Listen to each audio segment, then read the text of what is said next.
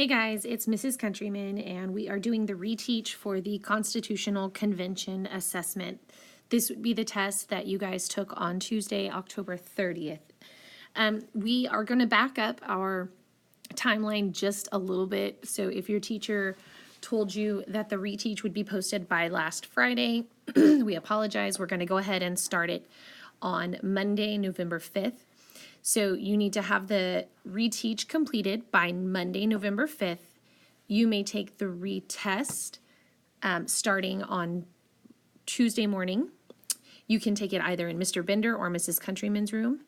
Your next opportunities would be then Wednesday morning would be only with Mr. Bender, or Wednesday afternoon with Mrs. Lopez. If one of those 3 time periods does not work for you, please see your teacher so that we can make an arrangement and get you scheduled at a time that works for you and your family. Okay, we're going to start by just reviewing really quickly the strengths and weaknesses of the Articles of Confederation. You guys did pretty well on this concept, but some of you struggled just a little bit. The main thing that you need to remember about the Articles of Confederation is that it created a weak central government. Remember, all that means is a weak national government. And if they make the national government weak, then they have to make the state governments very, very strong. This sounded really good in theory because they were trying really hard to avoid having one government controlling them like England. But then in the end, what you have is 13 different state governments all saying that they're right and that the other states are wrong. And so it causes a little bit of a problem with balance of power. So I'm just going to run through this hand activity that your teacher may or may not have done with you, but I thought this student did a nice job. So let's take a look. The pinky, again, just says that there's not going to be a chief executive, no president, and that we will have a weak central government. They're also not going to allow Congress the power to tax, which means that we have pretty much a broke government. Broke, like no money broke. And then on the middle finger, the green one, you're going to see it says that boundary and border disputes between the states are not allowed to be resolved by the national government, and that's going to lead to a lot of arguing. This is primarily because there's no judicial branch. There's no court system to solve problems. The pointer finger is red, and the national government did not have the power to draft men into the military, and so we have that the government is begging the states, please, please send us your men so that we can have an army, and the states are all kind of every man for theirself, and they're saying no, so we have a very weak defense system for this government. All of these things combined caused us to not be gaining respect from other countries, which basically means we're going to be losing trade partners and things like that. One of the big outcomes that shows us how weak the government really is Shays' Rebellion. When Daniel Shays and his friends returned from the American Revolution, they have not been paid in several months, and they find that they are being sued by the state of Massachusetts for not paying their taxes. And they don't have money to pay their taxes. So Daniel Shays and his friends take up arms, head to the courthouse, let their friends free, and bar the doors of the courthouse. The national government could not come help Massachusetts because they didn't have the power. And this is really the last straw that says, okay, we've got to do something to strengthen this government. One really great thing did come out of the Articles of Confederation, and you probably saw that illustrated with the chain around the wrist on the slide before.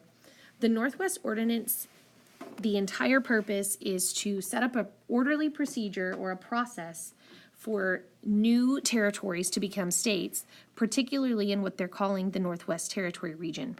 If you look at the map, that would be the region shaded in black.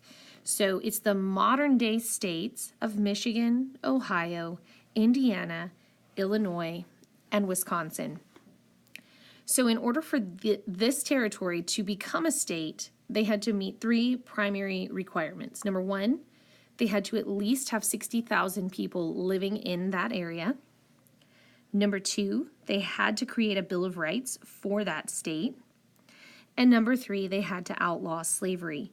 This is the very first time in U.S. history where slavery is officially banned in a territory. And if those 3 requirements are met, then statehood could be achieved. So remember, anytime you see a question about Northwest Ordinance, the significance is that it was a process to add new states.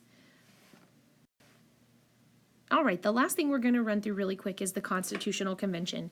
You guys seem to do pretty well on this on the multiple choice section, but on your FRQ, you really struggled getting all the plans and the compromises down in clear, concise words.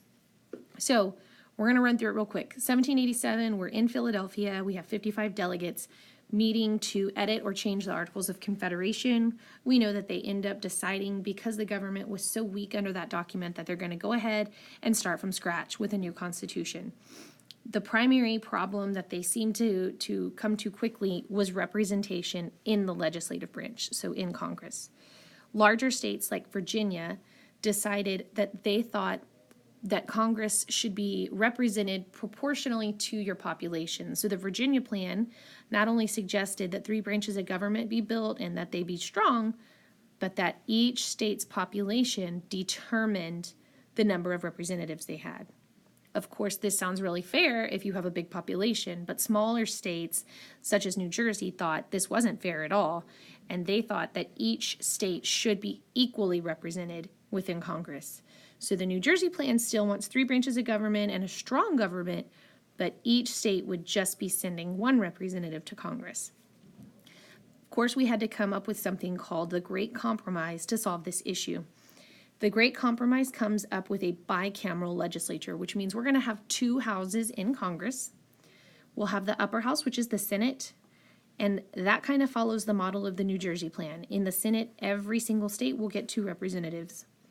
The lower house is going to be called the House of Representatives, and that will follow the Virginia plan model. So every state will get representation that is proportional to their population, meaning the larger the state population, the more representatives they have. This sounds perfect until you realize that some of the southern states, especially Virginia and other large states, have slaves. Well, should they get to count those slaves in their population?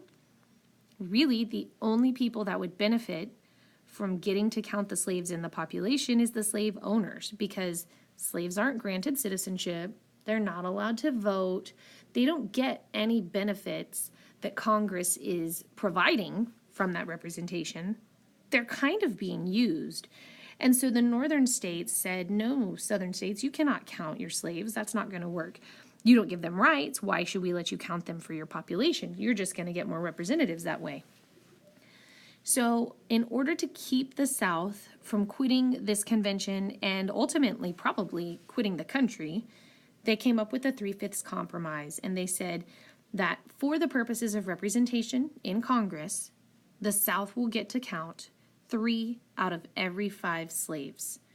This kept the South happy, it kept the North happy, and they decided also to agree not to discuss the issue of slavery again for another 20 years.